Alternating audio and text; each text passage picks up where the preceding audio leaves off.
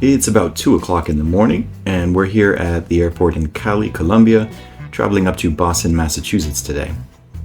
We'll be checking out business class on Copa Airlines, traveling through their hub at Tocumen Airport in Panama City. The longer flight today, from Panama up to Boston, will be on Copa's Boeing 737 MAX 9, which offers a fully flat bed, branded as their dream service.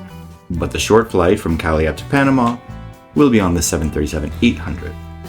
No flatbed seat on that short flight, but it'll be nice to check it out for a comparison.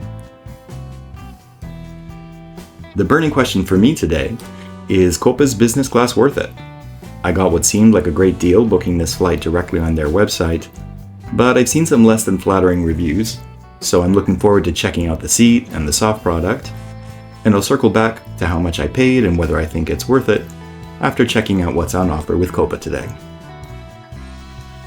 Heading over to check-in, there is a dedicated line for business class, and the check-in process was quick and professional. There was a bit of a line to get through security, and I didn't see any dedicated line there, so I just hopped in the regular line.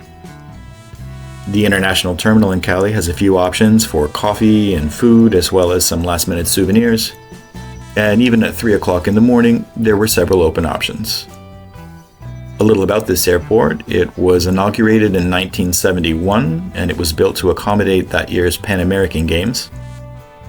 The slightly larger Terminal 1 serves domestic flights, but of course we're flying international today, so that puts us over in Terminal 2. One downside right off the bat is that Copa only offers lounge access at certain larger airports, and Cali is not one of them. What we're seeing here is a small lounge that can be accessed with Priority Pass or at a cost of $20. Food options are pretty limited, but it has a shower and some space to relax. Overall, probably not worth $20, but fine if you have Priority Pass.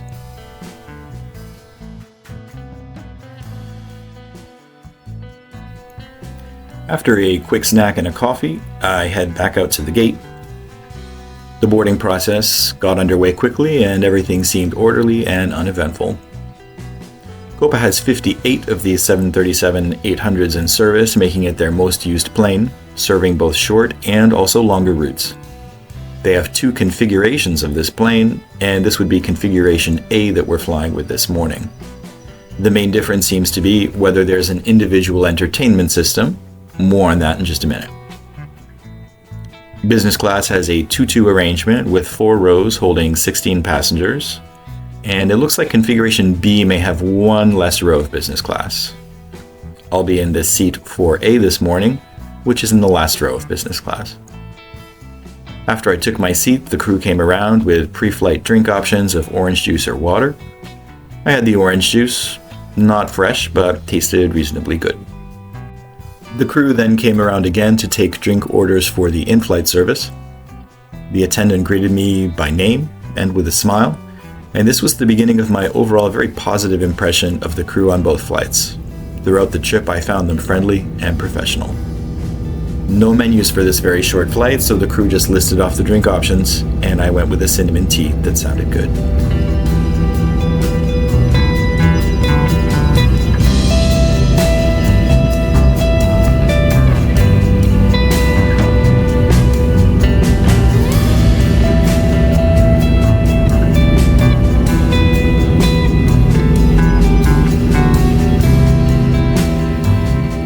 We actually took off a bit early this morning, which I was glad to see, since my connection in Panama is scheduled for just over an hour, a bit on the short side. The first flight will take us northwest over the western ridge of the Colombian Andes and over the Gulf of Panama. Unfortunately, there isn't much to see of the Cauca Valley or the western Andes this morning, since it's still dark. It's a bit of a shame because the views over Colombia can be pretty fantastic. Now that we're in the air, let's have a look around the cabin and the seat a bit more. The first thing that stands out to me as the flight gets underway is that their nighttime mood lighting looks pretty sleek. Seats in business class have a pitch of 38 inches and a width of 21 inches. Seats are upholstered in a dark blue faux leather with light blue stitching and company branding that makes for a distinctive Copa feeling cabin. I would say that the seat could benefit a bit from some lumbar support, but other than that, I found it plenty comfortable.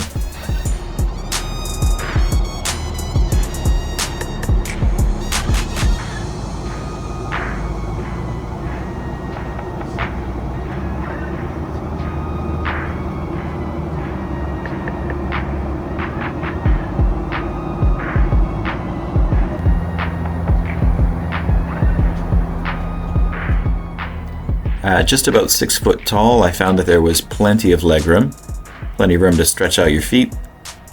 There were also overhead air vents, which is always appreciated. And the headrest is very well adjustable, so allowing you to cradle your head and get comfortable pretty nicely.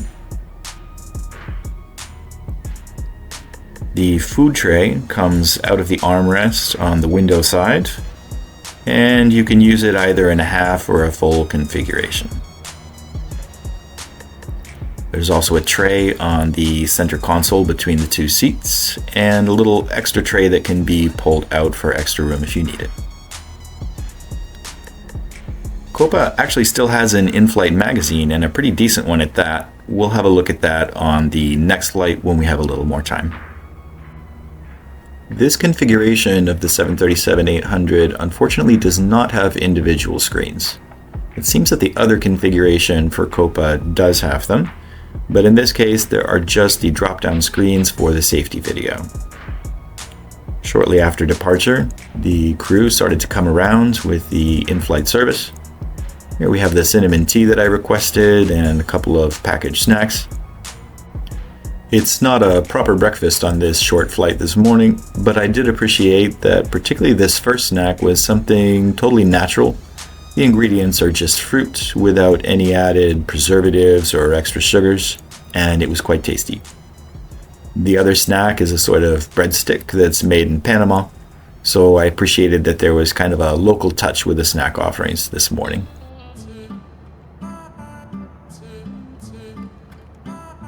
After the in-flight service, I headed over to check out the bathroom. Nothing really to write home about, kind of your standard airplane bathroom, although I've certainly seen smaller sinks.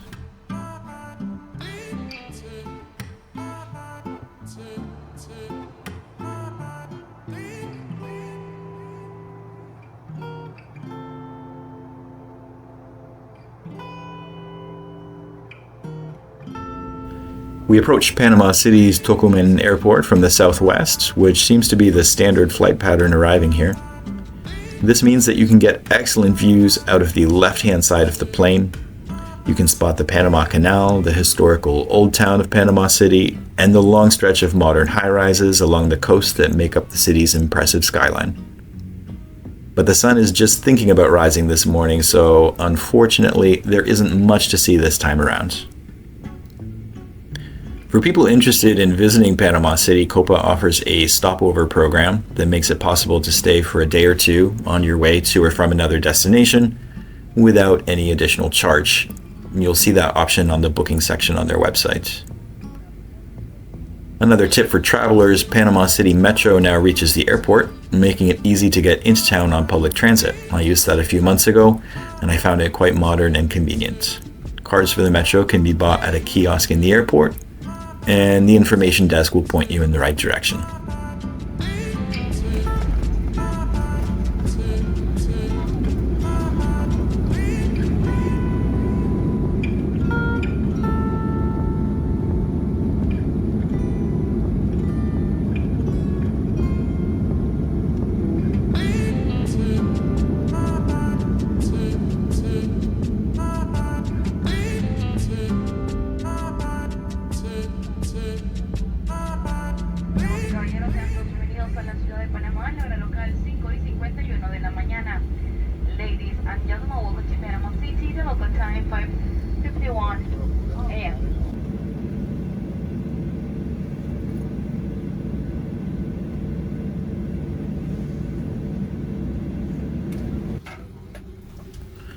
We're arriving and departing from Terminal 2 at Tocumen this morning. Terminal 2 is the newer and much more spacious terminal, inaugurated in 2019. The high ceilings and large windows make for a sunny space with some good views. Terminal 1 is quite a bit older and can feel pretty cramped during busy hours. And it's a good 10 to 15 minute walk between the two terminals. My experience is that it's fairly common to arrive in one and depart from the other, so I'm glad that I don't have to deal with Terminal 1 today. The range of shops and restaurants here is fine, but could do with some more variety on the food front. And something I've noticed in the past is that the prices for food and drinks seem to be especially jacked up here at this airport. So I'm happy to be able to head to the lounge rather than feel my blood pressure rise as I pay through the nose for a bottle of water. When it comes to lounges, there are 2 Copa Club lounges for business class travelers and Star Alliance status holders, one in the older Terminal 1 and another here in the newer Terminal 2 where we're transiting today. Not surprisingly, the lounge in the newer terminal is quite a bit nicer, so if possible, you want to head to this one. For priority pass holders, that will get you in here as well.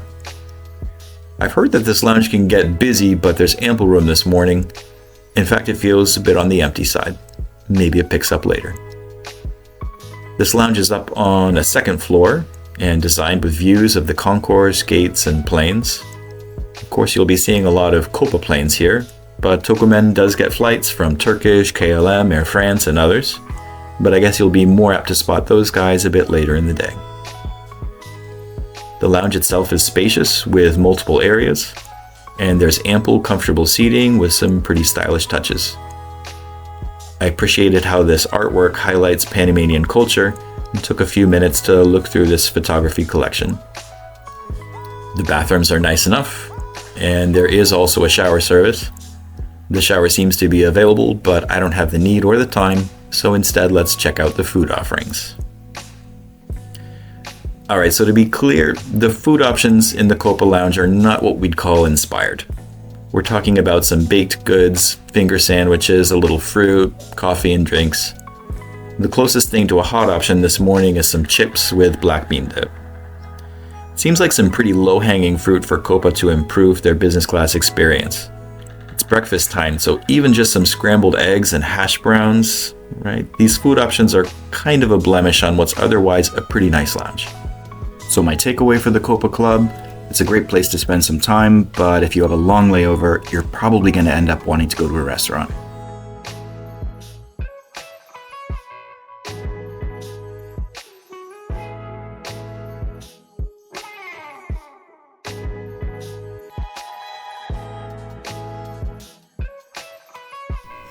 Our second flight this morning, as we mentioned earlier, is on the Boeing 737 MAX 9. And an important point for the Copa Curious is that it is only the MAX 9 planes that have flatbed seats on Copa. So if that's the experience you're looking for, you need to check carefully that your flight is scheduled on a MAX 9. There's an additional security check to get into the boarding area for this flight this morning, and once through that, they quickly announced boarding, and once again, the process felt pretty organized and smooth. While the first flight was great for comparison, it's this flatbed experience that I'm most interested in checking out today. This flight will be a bit over 5 hours, and given my very early departure from Cali, I didn't really sleep last night. So I'm hoping that the flatbed will get me a little rest on my way up to Boston today. Here's my seat. It is 2A in the second row. Copa's MAX 9s also come in 2 configurations. Configuration A has 4 rows of business class, and Configuration B has 3 rows. In both cases, it's a 2-2 configuration with the same kinds of seats. There's no amenity kit for this flight, even though it's over 5 hours long. I was a bit surprised about that, but I'm thinking that they probably offer those on their overnight flights. There was also no blanket or pillow waiting on the seat. I had to request those later on. They did come around with a pre-flight drink, and it was the same options as the first flight. And they came around again to describe the in-flight service and the meal options and take orders. Again, I found the staff to be quite professional and friendly.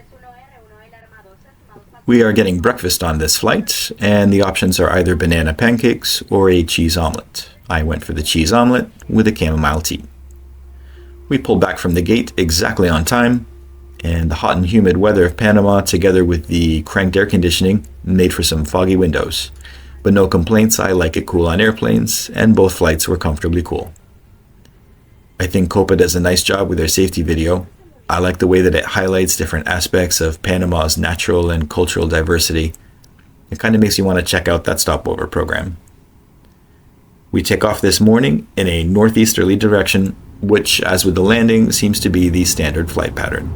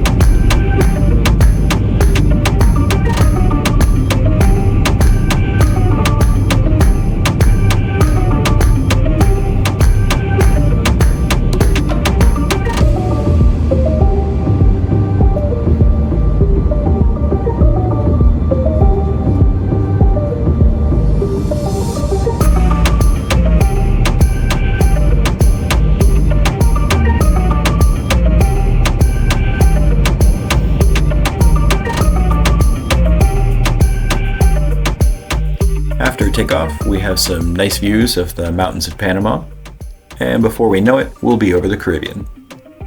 The flight pattern today is going to take us up north over the Western Caribbean, over Western Cuba, the Florida Keys, up Florida, a bit inland, and up the eastern seaboard. We'll head over New York City before starting our descent into the Boston area. Now that we're in the air, let's have a look around the seat a bit more. It has a width of 21 inches, and again, it's in the dark blue faux leather with some light blue stitching and branding that gives it a distinctive Copa feel. Of course, given the 2-2 configuration, if you're in the window seat and your neighbor is laying flat, it can require a little gymnastics to get in and out. But the highlight of the flight, as you can see here, the seat does go down to a fully flat mode, which I found quite comfortable. Again, we have individual overhead air vents, which I always appreciate. In between the two seats, you have a small table where you can set down a drink, and that's also where you will find the seat controls. In addition to the lay flat and sitting options, you can individually control things like recline, lumbar support, and the footrest. Our tray table this time comes out of the inner armrest. Again, you can use it in half mode or open it all the way.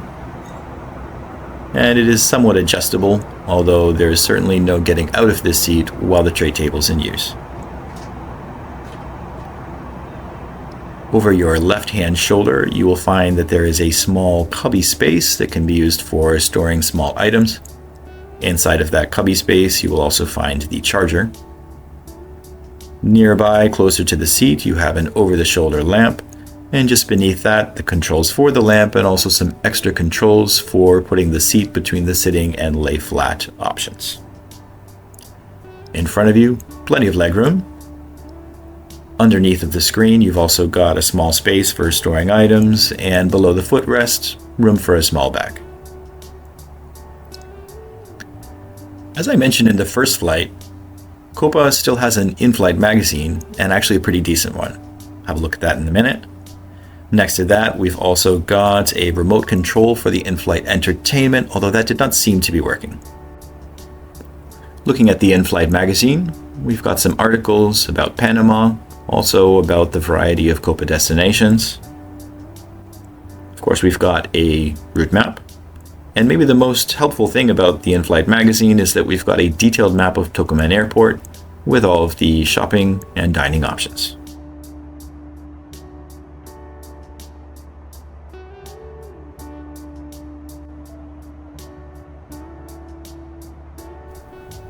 Having a look at the in-flight entertainment, there aren't very many options for TV shows, but there is a decent range of movies, certainly enough to keep someone occupied for a 5-hour flight.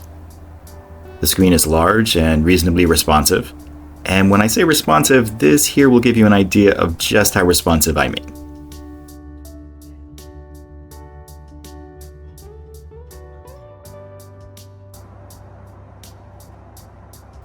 Something I also liked is that we can see the maps from different angles, including window views to help you identify things you spot out the window. And they also have this pretty interactive option that lets you explore the route and also poke around outside the route a bit. So overall, I was pretty happy with the flight info and map options that we have here. As we're over the Caribbean, the crew comes around with breakfast. And well, while I guess we can acknowledge that breakfast isn't known to be the most exciting meal to eat in the sky, it also doesn't seem that Copa is really obsessing over our culinary experience today. No hot food options in the lounge, and now this meal, which basically strikes me as an economy class meal, albeit with a nicer presentation, with plates and metal silverware, and a larger portion of fruit. The omelet is okay, comes with a little tomato sauce, a few pieces of sliced turkey, and a few rather sad pieces of potato. There's a little croissant on the side, and that seemed reasonably fresh and flaky. The serving of fruit was decent too, especially ripe and sweet, and it all comes with salt and pepper and a little portion of butter. Once I was done with breakfast, I was ready to put this flat bed to the nap test. You might recall that there was no blanket or pillow waiting for me on the seat, so I checked with the attendant. It turns out no pillows available, but he did have blankets, which I was able to use rolled up as a pillow. It worked perfectly fine, although it does feel a little odd for a flatbed service not to have pillows available for everyone. But I will compliment the blanket they gave me. It was reasonably large and thick and totally did the trick. Once laying down, the footwell is a bit on the narrow side, but even with size 10.5 feet, I was comfortable enough. The aisle seat looks to have a slightly wider footwell than the window seat, and if you have Sasquatch feet, I recommend trying to get a seat in the first row. They have quite a bit more room up there. But again, it was enough for me, and otherwise I found the flatbed very comfortable. How comfortable? Well, let's say that I was asleep around when we hit Cuba and woke up just as we approached New York City. Let's have a quick look at the bathroom before we start our descent. It's still pretty standard as far as bathrooms go, but the sink is a decent size and there's a large changing table. And also for this longer flight, we do have a few extra amenities in the bathroom. There's an apple lavender hand lotion and also a face mist.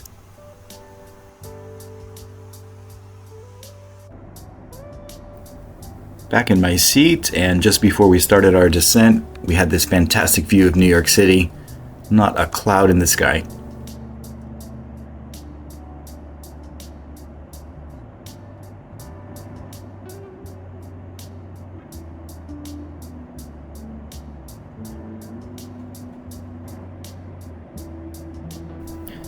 Here we can see LaGuardia Airport just off to the left a bit. And after passing New York City, our approach to Boston is going to take us up the Long Island Sound with views of coastal Connecticut, Providence, Rhode Island, and the South Shore of Massachusetts, just a bit south of Boston. There are a few common approaches arriving at Logan. One route from the south gives you excellent views of the city skyline from the left-hand side of the plane, but that wasn't in the cards for us today. Instead, we headed out over the ocean and approached from the northeast, which also gives some great views, but a totally different perspective. From this approach, we see the harbor islands, including the Boston Light, one of the historic lighthouses that guide ships into Boston Harbor.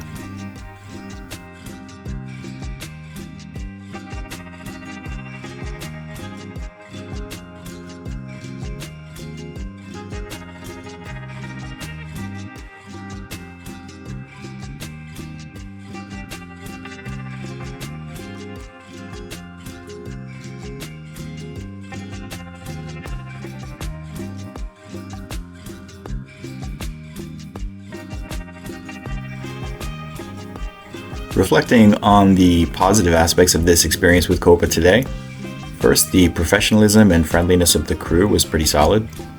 The lay-flat seat was comfortable and allowed me to get a few solid hours of well-needed rest. The in-flight entertainment seemed sufficient, and the map had some nice features that I appreciated. The Copa Club lounge in Tocumen, in Terminal 2, was comfortable and aesthetically nice with some good views. I had no complaints on cleanliness, and overall everything ran in a timely and efficient manner. Another potential positive would apply more for people traveling between North America and destinations further down in South America, and that is that the layover in Panama allows you to break up an otherwise long flight. As for the less positive aspects of this experience with Copa, first, there's no lounge access at some smaller airports. There was also no amenity kit of any kind and no pillows available. Food options in the Copa lounge left a bit to be desired, and breakfast on board didn't do too much to make up for that. So here's the big question: what did I pay and was it worth it? I booked this flight through the Copa website, where I was able to get a saver fare that was just about $200 more than the economy price. The full price business class ticket was quite a bit more, but this saver fare strikes me as a bargain. In addition to having the flat bed, this also got me a better baggage allotment and accrued miles at a higher rate. I think it's important to keep in mind that Copa's market isn't the same as carriers in the Middle East and Asia. Sure, there's some room for improvement, but for their niche, I'd say it all feels fairly reasonable, especially considering the accessible price point. As a comparison, Copa's primary competitor would probably be Avianca, with its base in Bogota, and Avianca has transitioned to a low-cost model, offering no real business class on flights to North America. So was it worth it at just a few $100s more than economy? I'd say absolutely yes, and I would gladly take this flight again.